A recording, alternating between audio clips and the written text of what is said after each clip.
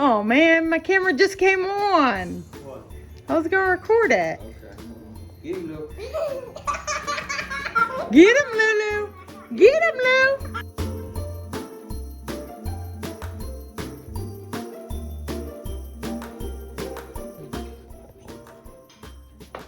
We're having breakfast. Did a great job. I love it when he decorates.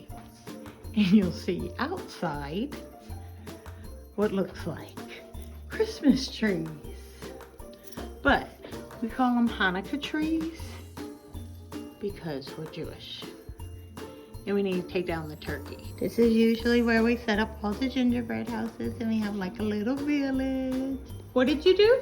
Put both of my letters in the Santa mailbox. Oh, why did you put them in the Santa mailbox? So we could get them out. So now he's just taking them out of the box. He's using some of the styrofoam this year to give them some space. That way we can have some different heights. But we still got lots more.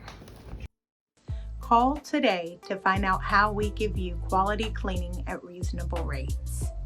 Like us on Facebook and get a quote at GuaranteeMaidServices.com. Let us give you your weekends back.